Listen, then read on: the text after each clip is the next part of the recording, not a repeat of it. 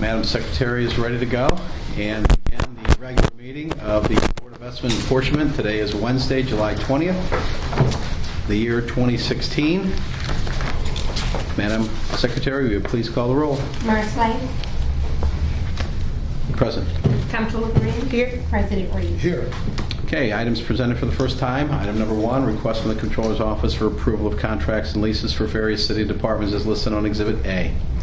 Item 2, request from the Comptroller's Office for approval of transfers between projects for capital improvement funds listed on Exhibit C.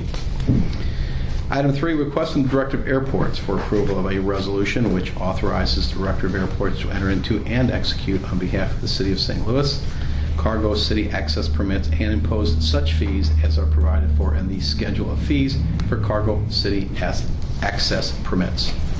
Item 4, request from the President, Board of Public Service for approval to add 1 civil engineer and delete 1 engineering technician from their table of organization. Item 5, request from the Deputy Comptroller, Comptroller's Office for approval to destroy all scanned airport vouchers and invoices for fiscal year 2012, including vouchers number 266162 and 276999.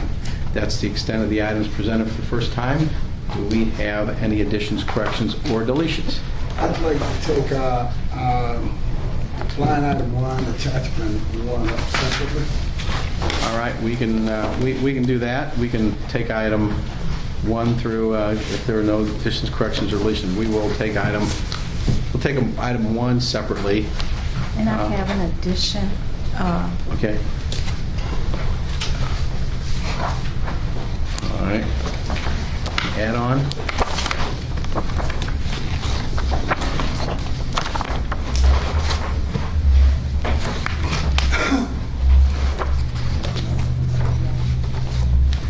Yeah. Okay. You don't need to know. Okay. I got you. All right. Well,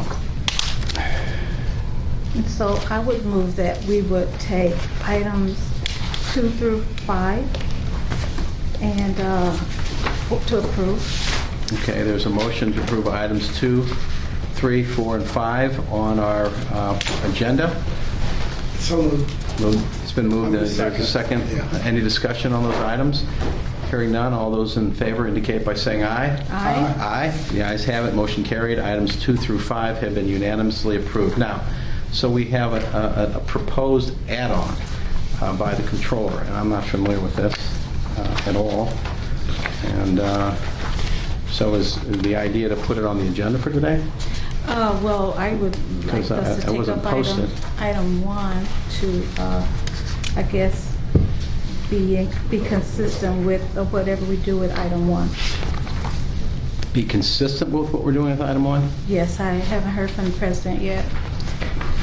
Oh, line item 1, attachment 1. I was just not going to vote for it because we have some hearings pending before the Board of Aldermen, and I'd like to see us get through some of those hearings first on that specific line item. That's the only thing I was going to do. I would be in support of it today. Okay, so we have line item 1 that has been separated out for vote. And what issue are we talking about here, Mr. President? Human Services. Number 8. Yeah, in line item 1, attachment 1. Yeah. Attachment 1. So it's the, Okay. yeah, so, Health and Human Services. yeah, it would be.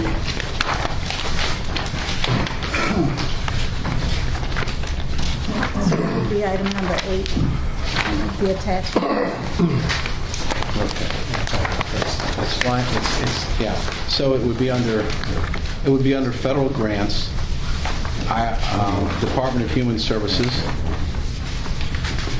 line item 8 on our Exhibit A to item number 1 of the agenda. Correct? Yes. And it says, request from the Director of Human Services for approval of the homeless contracts listed on attachment number 1. And the attachments is there, and it's entitled, it's a July 7th, this is cover letter, committee law. So, and so with attachments. So what is it that, what's the, well, so that's the item we have. And so you want to take that up separately. I want to take that one up separately. So then let's take up item number 1. And attachment. So- Go ahead. So I'll entertain a motion to approve item 1, including all the items on Exhibit A except for Line item 8. line item 8 on page 3 of Exhibit A under federal grants. Second. So we'll take that up separately. Yes. Okay. So the motion is, so I'll entertain a motion Oh, so moved. to approve. So the motion is to approve line item 1, including Exhibit A, but Excluding line item. excluding line item 8 on page 3 of Exhibit A, Yes. because we'll take that up separately under the federal grants, which has to do with the homeless contracts. So we'll separate out the homeless contracts, and then we'll vote on the rest of Exhibit A. Yes. Okay? So there's a motion Second? and a second. Moved and seconded. Any discussion? All those in favor indicate by saying aye. Aye. The ayes have it. Motion carried. So now we have left, item number 1, exhibit and line item 8 on page 3 of Exhibit A under federal grants for the Department of Human Services for the homeless contracts. So that's the item that we have left to discuss and to possibly vote on. So what is the pleasure of this board on this issue? Because I take it there's not a motion to approve it. Yeah, I'm not making a motion. You're not making a motion? You're not making a motion. Are you going to make a motion? Well, I would like to make a I can make motion. a motion. Okay. I'll make a motion to approve this item. Okay, then I'll second it. So we got a motion and a second. And now we're up for discussion at this point. Yes, I'm not gonna support line item 8 at this point. We still have some stuff pending before the board and the committee. They're doing a review of it, and I would like to see those hearings take place. So I'm not gonna support the line item today. Line item. Okay. So, so where we are is, and I'm going to have Eddie Roth kind of talk about where we are with this, because I think this is not anything new for us. I know this board approved appropriation, I think an annual appropriation of $200,000 to support the financing of the build-out of the Biddle House for this particular purpose back in January. It was on April And with the 20th. understanding that it was going to be built, it was going to be opened, hopefully, by the end of July. And I think it's going to open the first week, supposed to open the first week of August. So Eddie, can you tell me what's going on there? Tell us so we know where. Yes, the facility is going to be ready for occupancy next week and is scheduled to be open the first week of August, as you say. The City of St. Louis has made an investment of $2.5 million based on this board's prior unanimous approval of 2 installments of funding from the Affordable Housing Commission. The matter that is before this body now is the approval of the operating agreement, which was the subject of a unanimous vote of the selection committee identifying St. Patrick's Center and Peter and Paul Community Services as the operator and service coordinator for that facility. And who's on the selection committee? Who's represented? Maurice Falls for President Reed, Mr. Garavaglia for the comptroller, and a member of my staff and I for the Department of Human Services. Okay. So we have an identified operator. We also have something built. It's going to be built and completed by the end of July. Should be, or by the first week of August. And so what we're voting here today would do what? It would provide part of the funding for the operating agreement for St. Patrick's Center and Peter and Paul Communities. It would provide $360,000 as part of a contract a year-to-year contract that also would include a comparable amount from the Affordable Housing Commission and contemplate St. Patrick's Center and Peter and Paul bringing $400,000 in private funding to support the operations of Biddle House as part of a much larger operation. Well, let's talk about that. Tell us about the operation. How it's going to work and what this money is going to be used for. The money is going to be used to operate the region's first best financed and best staffed facility to 24-hour facility to assist homeless people off the street and into housing. It's not going to be a homeless shelter as such, although it will provide emergency shelter. It's a place of coordinating all of the resources that our community has in place now and agencies, and with the object of moving people quickly off the street and into housing. This is an area of the city of St. Louis where there's a high concentration of unsheltered people and where there are struggling facilities that provide services. This will take the place of that and will move people quickly out of homelessness and into housing by coordinating all of the services in among the various agencies in our city, bringing new HUD resources to this enterprise. $1 million in new funding for rapid rehousing and several $100,000 for coordinated entry, bringing to St. Louis best national practices for housing first. And this has been predicated on the funding that's in place for there to be a facility, instead of people going this place for overnight and having to go to this place for day shelter and to go over here for employment services, to coordinate them in one place in a city that has not had a facility of this kind that abides by national best practices and coordinates with other agencies. Tell us how this is going to differ from what's being done now for emergency shelters through Larry Rice and the bridge, or up till the bridge closed. Well, there'll be very specific performance standards. We've requested HUD's participation from the beginning to monitor it, not only so that to ensure that it meets HUD standards, but meets national best practices. The idea would be where we're working towards an average stay in shelter of between 30 and 45 days and moving people quickly into housing, bringing together and coordinating these resources. The missing ingredient that we've had before is that we have not had a facility where we can assess and surround people with services and move them quickly into housing. How about the management? What's going to be the difference? Well, the management is that we're going to have the two most celebrated agencies in the city of St. Louis, and most experienced agencies, the ones with the most experience coordinating with other agencies that have a sophisticated understanding of the requirements of our federal funding and that are going to be leading this enterprise, and also have the capacity to bring in the broader community. That has been another missing factor, is that we have not had engagement of the broader community. St. Patrick's Center and Peter and Paul community have the reputation in the community, and as part of faith groups and others who have been interested in this, to really bring a lot of resources together to move people out of homelessness and drive down in a perceptible way with rigorous performance standards the reduction of homelessness in our city. Okay, so I want to make sure we, the president of the Board of Aldermen tells us about what's going on at the Board of Aldermen in terms of the hearings. These hearings, are there scheduled hearings? Is there, because this is something I think was talked about some time ago. How long ago has it been since there was indication that there was going to be some hearings? I thought it was quite some time ago. Well, just spoke to the chairman yesterday, and she is scheduling hearings on it.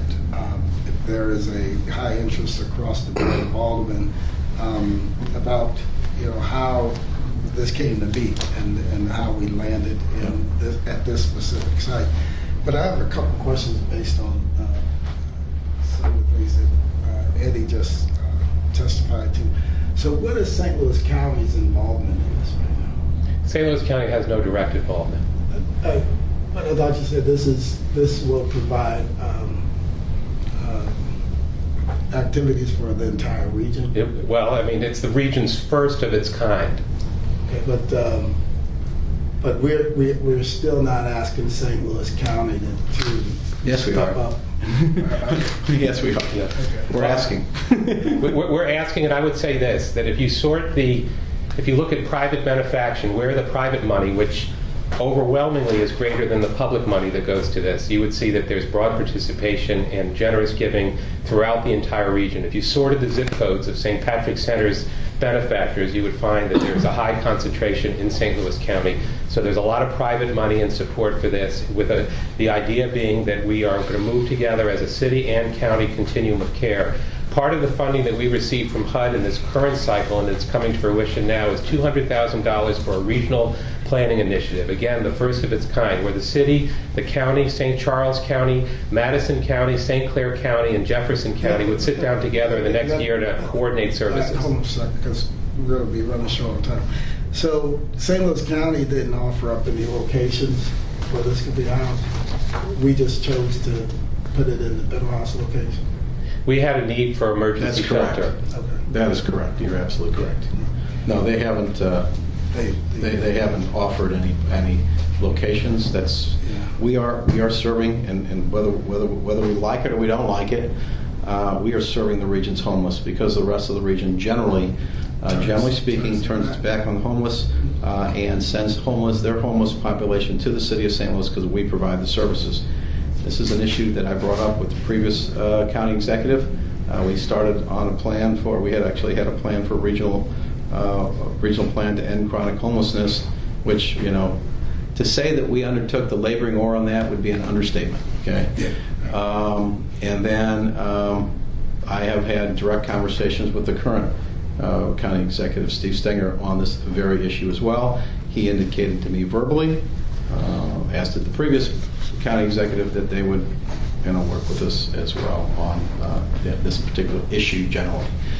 So we're hoping that we can get them to do some things that will be helpful and help us with the burden of the regional homeless stuff. So, What other sites did you look at? Well, we considered any possible sites, and we were focused primarily on city facilities, and there were really none. We looked at the possibility of staying at the 12th and Park Rec Center, which has been providing overnight shelter. That was not a viable option. That's a high concentration of children that use that facility. There really was no other facility available to us that the city owned and controlled that could quickly be renovated within a reasonable budget and that provided reasonable separation from residential communities as well as outdoor assembly space. This is pretty well nestled in the residential community. I think that it, as facilities go, is almost ideal, Mr. President Reed. I think that it does provide a separation in the nearest residential community, which is I'd say not for the residents that live around it. Except a lot of, it's my understanding that a lot of the residents are taking exception to it. I don't agree with that assessment. I don't agree with that assessment. The Hadley homeowners who live right across Tucker from it support it. The nearest homeowners support it, and it's been a very small group that has opposed it. Please, I'm sorry. Stop for a second. Don't try to overtalk. Okay. It's my understanding, and the rest of the Board of Aldermen's understanding, and I think that that's what spurred on the hearings that we're going to be holding at the Board of Aldermen, that the community at large surrounding the facility has great concern about it. They think it's going to further concentrate poverty in one area, opposed to working to make sure that we deconcentrate poverty across the city of St. Louis. So let me... and that's just one issue, and there's a whole list of issues. So the hearings, I want to get it straight on the hearings. So I thought, when was the idea of the hearings? When did it come up? I can't tell you exactly date that the hearing. You know? I do. A resolution was passed on June the 3rd, and I got a phone call that afternoon from Chairwoman Flowers. We had a hearing. We had a hearing on Tuesday, June the 7th. Excuse me. There was an immediate hearing, a 2-hour hearing where Mr. Piggy and I testified at length. The sentiment that came out of that hearing was that when Biddle House opened, they would hold a number of informational hearings assessing its performance, bringing in the community, and measuring how it was going to be done. There was no sentiment at all at that hearing or any motion made or action taken to delay in the least the opening of of the facility, and we testified at length on that. And That was the report I got back. That's why I was asking. I'm talking, Okay. as the president. The report I got back was from my staff, so I'm not talking And I to you. understand that's the report you got from your staff, but I'm saying as president of the Board of Aldermen, communicating with the chairman and other aldermen and residents out there, this is still an open issue. I think part of what was being told to the residents also that this was just going to be temporary. And when you look at it with all the money and everything going on, That didn't come from us. I can tell you that didn't come from us. And this is going to be permanent. And if it's going to be permanent, I think we should make sure that at minimum people have their questions answered. So how much does this facility cost we've paid already, we're paying to build it, and that with this board's agreed to? How much is it? About $2.5 million. We have a liability right now of $2.5 million that, and Mr. Garvin can give you more details on what the legal consequences would be if we don't go forward. There's other consequences that create all kinds of problems, most of all for people who are homeless.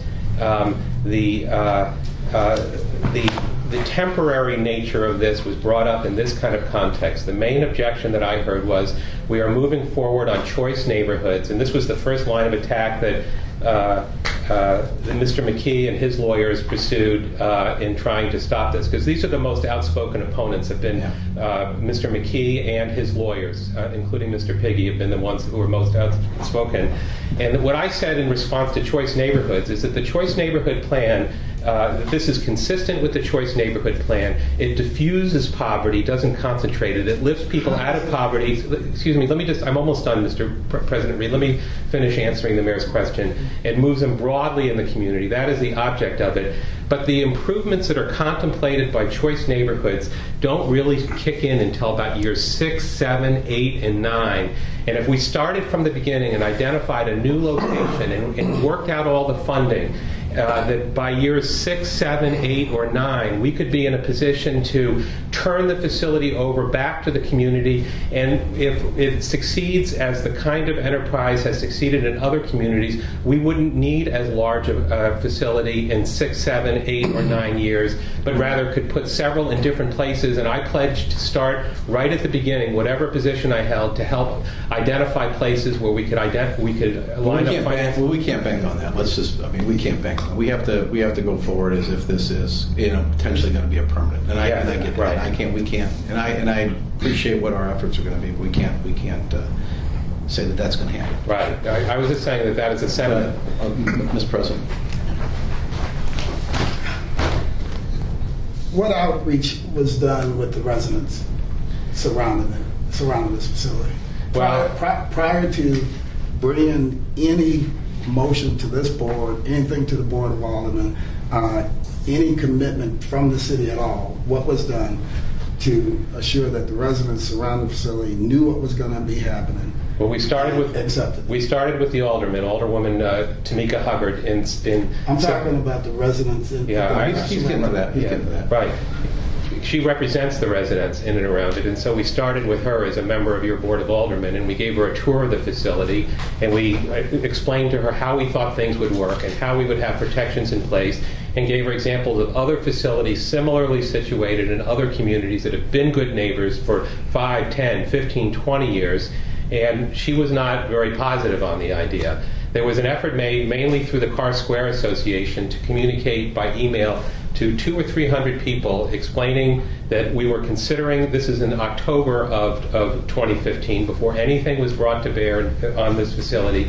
And I responded to that email to all and explained to them what we had in mind, why we were going to use it, how we didn't have an announcement because we didn't have our funding in place, but that we would have a good neighbor guarantee, and that I would direct them to other parts of this city that have had shelters that have been good neighbors, and almost exclusively that has been the case. So months before any of this happened, that's how we began that conversation. Okay, so if I'm to understand you right, you basically just told them what was going to happen, and if they responded, you said, okay, this is what's going to happen, and you kept moving. So you really never took any of their opinions into account. No, I don't agree with that assessment. Well, they did. That's what you just told me. No, because we welcomed opportunities on how to organize it in a way that meets their concerns. Let's get down to the brass tacks. Yeah. What percentage of the residents surrounding the facility, where you can provide me data, that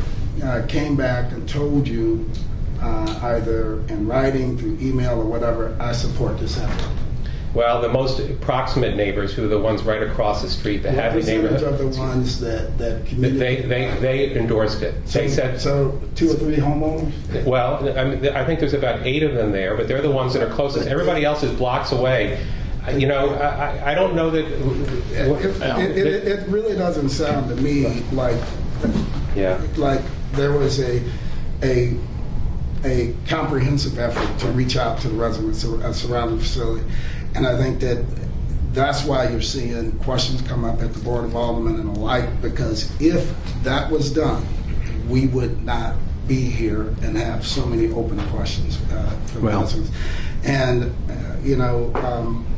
the one-way communication, which is what Mr. Roth just spoke to, I don't think is appropriate in this case. We all know the reason we're at the Biddle House is because this is being relocated from downtown, and we heard from the residents downtown. That's not true. Relocated. We're not relocating anything. There's nothing to relocate. That's fair. That's fair, because Larry Rice's center is gone. And the bridge is closed, and that had nothing to do with us. Had nothing to do with us. And it wasn't managed right. But this facility is the replacement of those 2 facilities, because it's going to provide the services and plus some that those 2 facilities provided. There's been a history of this one-way communication between the city, and that predates me, you, or any of us, but between the city and residents in impoverished areas, right? And or people that feel like they're not empowered to express their views and concerns and have them heard. And I think that's why the committee hearings are being held. And that's why I'm not going to vote for this. I think that we need to get through those. And I think it's fair for the people that live in these areas to feel like at least they had an opportunity to have their voices heard. So I just want to, and I don't know where we're going to go with this, but if we don't have the votes to go forward, it's going to be a shame. It's going to be a shame on the city. It's going to be a shame on our and we're going to find out in just a minute. But I want to say a few things about this. We've thought about this long and hard. This is a real tough thing to do, okay? There's no perfect place to put a homeless center. I don't care where you put it. You're going to have people that are going to be upset about it and people that don't like the location where it is. And it has nothing to do with disrespect. It has nothing to do with lack of communication. It has everything to do with not in my backyard, okay? And let's lay it on the table, and he alluded to it. This is about Paul McKee, who's got a development, and him and his lawyers are the ones pushing this really hard and getting people agitated and up in arms to be against this thing, and I know that for a fact, okay? That's not where I got it. This board sat here and said, we've got a tough decision to make. We did it in January. We made a decision to support Biddle House. And we knew then that it wasn't going to be the prettiest and the simplest thing to do, because for God's sakes, we're going to give a place to stay for people who have no place to lay their heads. And yes, some of them are drug addicts, and yes, some of them have some kind of mental illness, and others are just down and out. But the fact is, we are the region's homeless provider, whether we like it or not. It's our responsibility to make sure we do everything we can to help our homeless. And I can tell you what, we can talk about this till our faces are blue. We sat here 6 months ago and we approved it, and it's up to each one of us. It's not just up to me and him to make sure that the residents are all happy about this thing. It's up to each and every one of us on the Board of Aldermen. We're all elected officials. We represent the people. I represent the people that surround the Biddle House just as much as the alderman does. I mean, this is part of these are all part of my constituents as well. And I respect them all, and I'll tell you what, my instructions were we need to do everything we can to inform the residents what we're going to do, how we're going to do it, how we're going to make this the very best place, not just for the people that come through the doors, but for, as importantly, as for the people who live in the neighborhood. We had two terrible shelters in downtown. One of them was the Bridge, and one of them was Larry Rice, okay? This is not going, it's my commitment that this is not going to be operated like Larry Rice's or like the Bridge. It's not going to happen under my watch, okay? And if it does, I'm going to take full responsibility for it. And because let me tell you, what's been happening with the homeless on our streets, first of all, not getting regional cooperation and involvement and support, at least support from, on a financial basis, is, I think it's just it's horrific to think that the rest of the region thinks that this isn't their responsibility. But the fact is, that responsibility has been laid to rest on us. There is a overnight shelter over in Soulard, and there was the same kind of concerns, similar concerns back then on what was going to happen over there in LaSalle Park, I think it is. And guess what? It's been running. How's that been going, Eddie? Without any problem at all. I attend the neighborhood monthly It was the meetings. same thing. At all. Not in my backyard. I don't want these homeless people in my backyard. And you know what? I understand the concern, but let me tell you, we don't have a whole lot of options here. We've been talking about this, working on it for a long time, and we can drag our feet, but I'm here today. I'm for this. I'm going to support it. There's already been a motion to move and second in this thing, and if I'm the only lone vote on this thing, I'm going to stick with it, and I'm going to go forward, and by gosh, you can figure out what we're going to do as we go forward, because we worked this hard, despite what anybody said. I mean, it's like with NGA, okay? We had an NGA project, and you know what? We're not going to make everybody happy. There's going to be people that say that they were left out, they weren't taught, they didn't get the proper consideration. We can argue with them over that. That doesn't do any good, but ultimately, this is going to be a position where we cannot possibly satisfy everybody. No, and first off, nearly everything you say, I completely agree with. I think this is not a project where you're ever going to satisfy everybody. In this case, I'm thinking, based on the testimony from Eddie Roth, that your staff did not do a proficient job in reaching out to the community at large on this, right? It was your instruction for them to do that. It doesn't sound like, to me, based on what I just heard, that happened, right? And too often in oppressed communities, or low-income, impoverished communities, they feel the reason they don't feel connected to the government because they feel like they're always cut out, right? They're always the land in place, and nobody takes their opinions into account. And we need to stop that, right? And I think we have an opportunity to do that now. I think we need to hear the people out, right? If they got the information late and they're just figuring out what's going to happen over there, then let's at least take a moment and hear their concerns, right? Well, I'm going to disagree with you on the extent of the outreach. I'm going to disagree with you on that. But I will tell you this, that each and every one of these individuals that we hope to serve at Biddle House, they're living on our streets. They're in our neighborhoods. They're on our blocks. They have no place to lay their head at night. Mm-hmm. They need help. They need hope. Okay, they're as far as I'm concerned, they're fellow St. Louisans. They are our neighbors, and they're important. Oh, absolutely. Okay, they may not. Some people may think they're more important than the people on the street, but they're not more important than people on the street. And there are some people who are concerned about whether or not this is going to impact their ability to make money. And guess what? My job is to make sure every person that comes into my city is served and has hope. And that's what this is all about. And for God's sakes, somebody has to be a voice for our most vulnerable citizens. And I'll tell you what, I'm going to be that voice, and I'm going to push this as hard as I can forward. And I think we did a lot.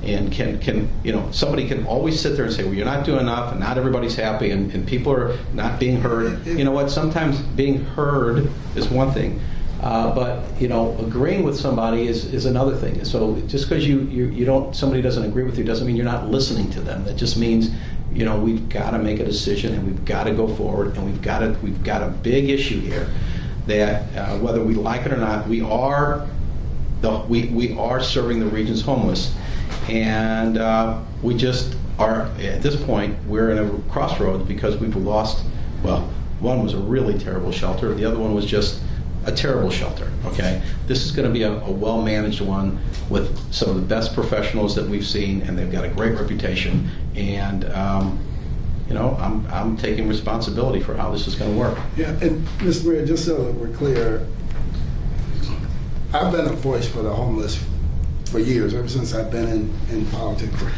When Tent Village was down on the riverfront, I don't know how many people around this table in this room spent night after night after night, not just going down there and visit, but like literally sleeping, waking up there, getting to know the people into Tent Village. I have a picture where they all created this piece of artwork for me, signed the back of it, but they had set up an entire city, and they had a mayor. His name was Moses. He was the mayor of Tent Village. Moses, I was there one night about 1 in the morning, and this guy's coming in, and the guy obviously was on drugs or whatever. Moses came out, he sat down and talked to him and told him, until you get clean, you can't be within these boundaries, but I'm gonna set up a place for you right outside of the village. I'm gonna go over here and we're gonna work and get you a place set up right outside the village. But you're gonna have to be clean. And then once you get clean and we know you're not gonna steal from anybody or lie, then we're gonna bring you into the village. So I know the structure. I know the people personally, they're friends of mine. Right. Okay, so let me ask you this. So you're so close to the homeless. What have you done? What have you done? What have you done to advance the plight of the homeless in the city of St. Louis? What? You voted for this. That's one thing, and I'll give you credit for that. Mr. Mayor, as a legislator, I've used the bully pulpit that I have to my fullest extent. Unfortunately, Eddie Roth doesn't work for me. The health department doesn't work for me, right? The building division does not work for me. I'm a legislator. So you want to take the responsibility now? Are you telling me you want to take the responsibility to decide where we're going to put a shelter and how we're going to go forward? If you want me to sign over that responsibility, I'll do that right now and see how you do with it. If you turn that whole department over to me, and I'll go work on it. Turn the department over to tell Eddie Roth that he reports to me. I know how you follow through it. I know how you follow through it, right. Okay. You're a good talker, Mr. You're a very good talker. I'm not a good talker. And I'll give you credit for that. I'm not a good talker. If you're upset, let's get something done here. That's what we're trying to do. We've got people waiting on this. People that need our help. You know what? This seems to be the easiest decision in the world, because who's going to complain? And the ones that we haven't heard from the comptroller yet. And the ones that complain, what power are they going to have to do anything to you? Well, thank you, Mr. Mayor. I'll say a few words. I have been following this issue for the last several months. It came up, around the time that people in the city government leadership was all rallying around, how to work on keeping the Rams. And Todd was frequently in my office back and forth on issues other than that, which included the not the half-cent sales tax, but the earnings tax, the bond issue, taking the refuse north and south to be combined in a center centrally located in the city, as well as the Biddle House. One of the things I had a conversation with him was, first thing I asked, I said, is there another location? He said to me he didn't know. I said, well, let me give you my ideas. And in which case, I'm saying that I offered a solution, a real solution about an alternate location. Because a lot of talk, it's just what it is, talk, but action is a different item. So I asked about The location at McCausland and Manchester, where I know we had these big box stores, one was Pace, one was Sam's, we had Kmart, and so we have those buildings over there which are all on one level, similar to the Biddle House. And these are, some of them, they are empty. But told that the westernmost building was half occupied by a tenant that has come of late, so that's a commercial operation going on there, but there's a big question mark about the other building. So I did offer that alternative because, number one, I know that the Fifth Ward is a area where there's a huge concentration of shelters that currently exist. One, I understand from research that my office did just recently, 13 out of the 16 shelters actually makes up 82% that are right around the Fifth Ward, with 44% of them actually being located in the Fifth Ward. And then you have that kind of concentration in a ward that's trying to also relocate the NGA and new jobs and new commerce. The hope is that a lot more commerce is going to go into the area. There's also the prison transitional facility that's located in the Fifth Ward. So knowing all of that and knowing that we're a city that's actually working with the region's homeless, we need to look at the city as a whole to make sure that those homeless shelters that do exist, the 16 that do exist, are they efficiently managing those homeless that exist. So I look at that because it makes sense. The idea of moving, fast tracking people out of a homeless situation, because I'm assured that nobody wants to live in a tent. I don't care how, they don't want to live in a tent, they want to live in their own home. Yeah. Nobody wants to live in a homeless shelter, they want to have their own home. So I support the fast track method. I think that it's a wonderful method, but I also support the Fifth Ward residents and their hope to prosper that area. I support both. And I also want to say that in my research with the financing, as well as all of the processes that brought us this far, we had none of the Board of Estimate and Apportionment, not myself, not the mayor, nor the president of the board, to vote no or disagree or have comments negative to any of this whatsoever. And so it surprises me today that after you have gone to the selection committee meetings and voted yes to select the contractor that's on today's agenda, and now to put it on hold. So what putting on hold does, in my opinion, it stops the progress of the city for all the people that's concerned. The woman and her children who's ready to go into this center on August the 1st, or the man that is going to be kicked out of 12th and Park, which is a recreation center that the kids, I just heard that their kids, that's an area where kids are concentrated, so they really should not be denied their recreation center any longer for a 24-hour homeless shelter. So, I represent the whole entire city. I voted the whole entire city, not just the Fifth Ward, not just the 7th Ward, or any north or south. I represent north and south and central. So I represent the kids, I represent the homeless, I represent all the people who are trying to have a decent life in the city of St. Louis. And so saying that, I offer an alternative. That's what the item number 7 is. Because I think that if we are going to continue to have discussion around this, then we need to have an alternative to consider, to have people to come together. So the alternative is to agree to consider an alternative. But I don't think that I can allow the 12th and Park Recreation Center, there's been money set aside to repair the recreation center that this board voted on and passed in the current budget. As a matter of fact, Biddle House budget was passed. All grants associated with funding Biddle House was voted on and approved by the whole entire Board of Aldermen. There was no vote from the 5th Ward Alderwoman on the entire budget.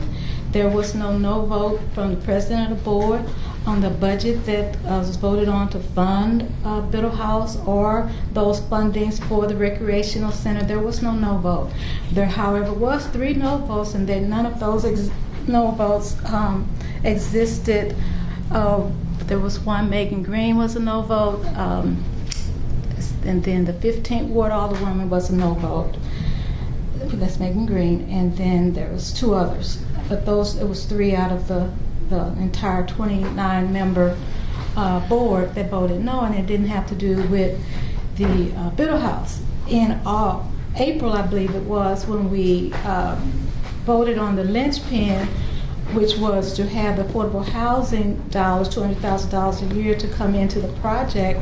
There was a unanimous vote here at this board, at the ENA, as we listened to the budget director present the budget to the board, which was then passed on in April to the Board of Aldermen. That's April, that's May, and that's June. You know, those are the months that we had prior to finalizing the budget, which means there are tons of hearings, and none of the hearings had anything to do with the Biddle House that funded the Biddle House. So I'm just wanting to, you know, as a comptroller, I have to be concerned with the taxpayer dollars that have been spent to renovate a building that not only 5th Ward residents, but all the wards in the city have contributed to. And they contributed to a plan that has been presented to the entire city. So those are my words, and I would like to have those considerations to, you know, for the city. You know, there is the and then one other thing I would like to say is that I did get calls from the residents in and around where the NGA was going to be located. Residents actually called and they wrote. I did not get 100% support from the Board of Estimate and Apportionment. I had support 2 years ago, a letter that was brought to this board. It only had my vote and the mayor's vote. I did not get support for NGA. And I had residents, but I had to stand on the fact that I knew that people I grew up with were still working at the mapping center. People I grew up with, you know, work there, and they still work there, and they want to continue to live in the city of St. Louis. I also had to do the research to find out whether or not the NGA was a viable component, or a viable, was it going to be viable in the city, to stay in the city? Every NGA employee that I talked to said yes. And I mean high-level employees. When we had the open house, I spoke directly to high-level employees, as well as to our lobbyists that's in Washington, D.C., as well as to our congressmen and to our senators. And they all said the NGA, the top priority for NGA was to be in the city of St. Louis. So with that knowledge, I went forward and offered a bond to help not only, a bond issue to not only to help the NGA relocation, but for items that the city needed, for direly needed items, and that bond failed to be presented at the Board of Aldermen. So it lingered there on an informal calendar for 2 years. And so that died, and then we had a $108 million bond that the voters voted down in last August of 2015. So I say all that to say that when you're talking about a community uprising against something, I saw it with the NGA.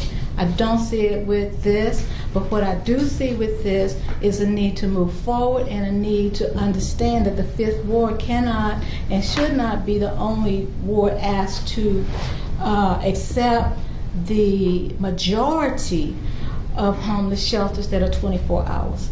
Yes, there is a need to have a facility that will work with those who want to become homeowners. So, to the rapid movement of them out of the homeless situation is what I support. So that's what I wanted to say before we vote on this issue. Okay, I really appreciate it. So we've got a motion, and so, Mr. President. I just have a point of clarification because it's been alluded to multiple times just during the course of this meeting that everybody has voted unanimously on this issue where it's come up in the past. And I want to point out a couple things. This issue hasn't come up in isolation in the past. First thing. And second thing is on this issue, new information has come forward since this thing has started as more residents and people around it are finding out about it, right? And we find ourselves in this situation over and over and over again where information is being withheld or not disseminated properly to the residents of the people, to the people that will be most impacted by it. And as they become aware, they begin to look back at us and say, "What's going on?" Right? I have to disagree that it.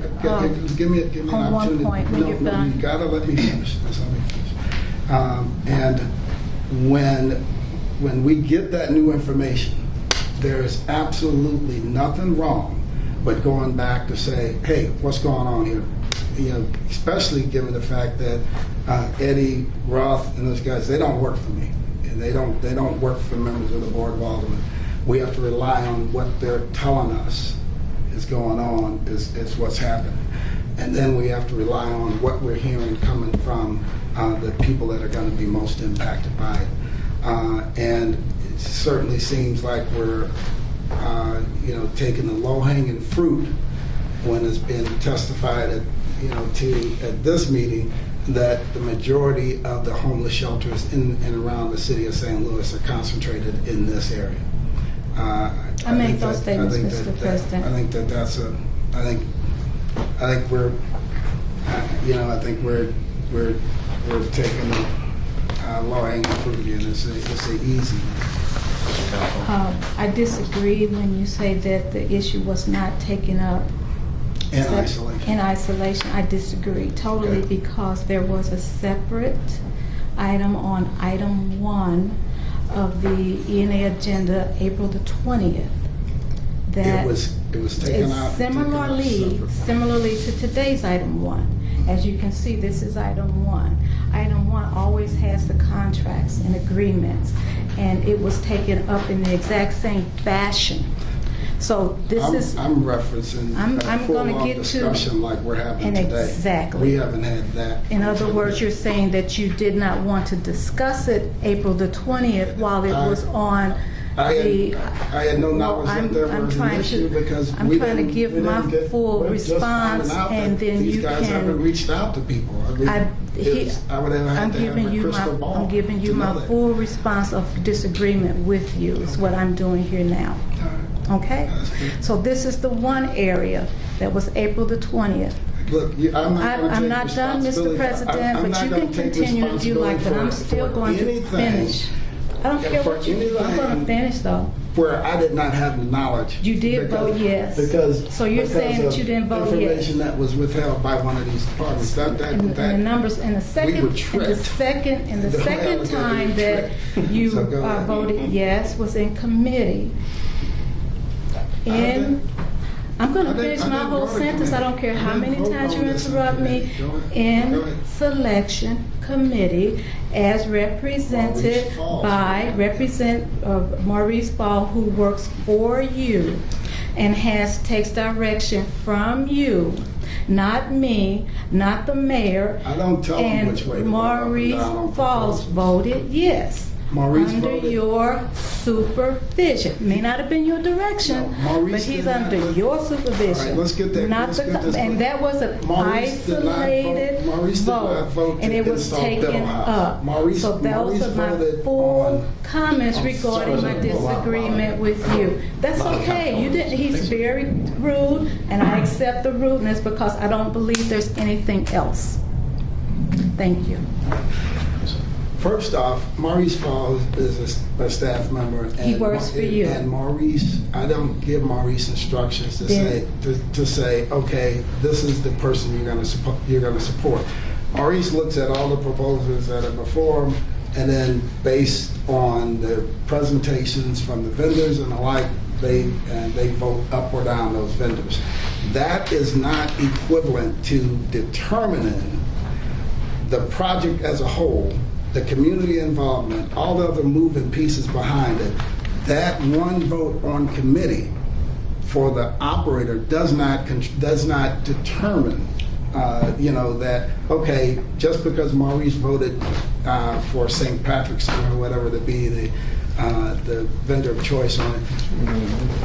Yeah, and that was only one proposal that was there. Only one person put a proposal in for it. So just because he voted on that, Maurice Falls, just by the nature of that vote, does not take responsibility for all the actions of staff and everything else, and the determination that this is the place, the St. Patrick's Center, that the Bill House is going to be placed. He does not take ownership of all of that because of that one vote, and I don't take ownership of all that because of that one vote. I think that it's up to the leadership of the city, the leaders of the city, to take responsibility for $2 million that you voted on to be spent in a manner in which now you're rejecting. That's what I think. I'm going to say this. Well, you guys have Well, the we'll see how we're going to go forward here. We got a motion. You guys can vote. We got a motion and a second, and we'll do this. All those in favor indicate by saying aye. Aye. All those opposed? No. Abstain. Okay. There you go. So the motion failed. Pardon me? The motion failed. The motion failed, so The motion failed. So I guess when you take over this responsibility, then you can tell us where we go from here. I have an add-on to be presented, and it's item number 6. And this add-on you all have before you right now, and I'll read it for you.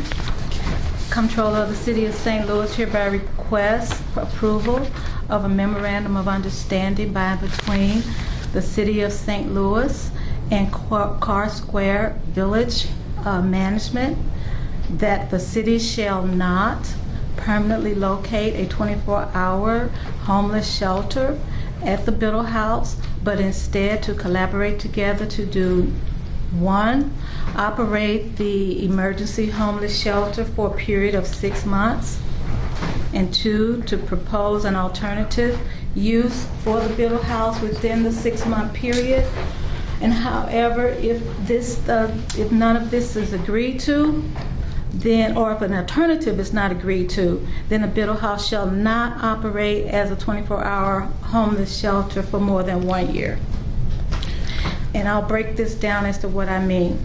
What I understand after speaking with Eddie Roth, and he explained that the daytime activity of that center is direly needed by the women and children and all of those who seek emergency help throughout the day, the resources. That is an area in the city that the people are waiting on that to open. So he also further explained to me that the people, well, at evenings, there would be 24-hour shelters for men only. That would be the purpose of the total purpose of that building. No women and children in there. Right now, the men are at 12th and Park at the rec center, and the rec center is housing those 115 or so beds. This new facility would be 96 beds or so, and that would then make it use for 6 months, because what's on this item number 1 is a contract for 6 months. It's what we're voting, what just did not pass. $360,000 was for 6 months.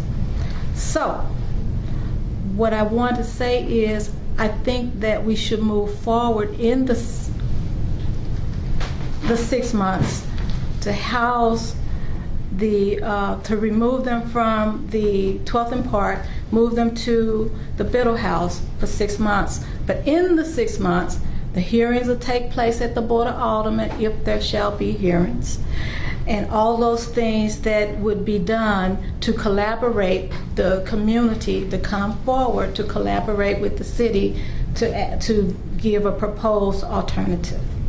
That's my proposal, and I wanted to put it out there because, what I heard the Board of Aldermen president say was that new things have come up, and I think 6 months is a good period in order to get these things on the table and out of the neighborhoods on the table so that they can be brought to bear. Because if you're talking about 16 homeless shelters, then the question should be answered. Are they run effectively and efficiently, and are they at their peak?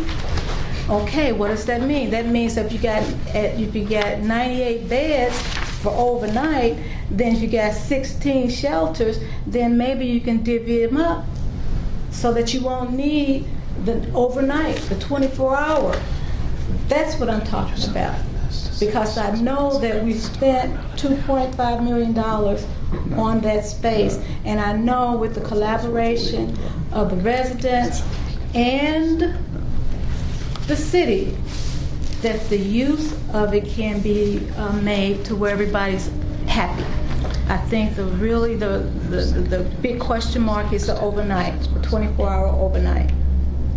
That's what I believe. I believe if Larry Rice or if other, if he could have, he would have, but that didn't happen. But what we do know that there are other shelters that's still running, and if there are 2 additional beds or 5 additional at each one of those others in order to take up the slack of the 98, then I think we should explore that. And instead of offering rhetoric at this table, I believe I'm offering a solution. Okay.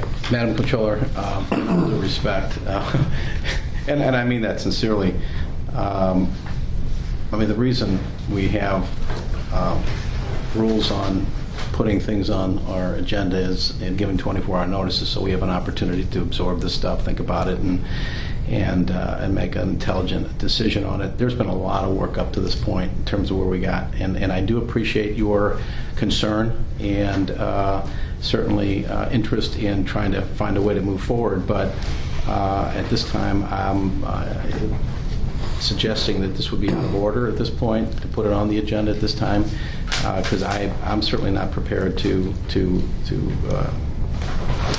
take a position on this, because it came up really late in the proceedings. So I would suggest that you hold that, and then we can.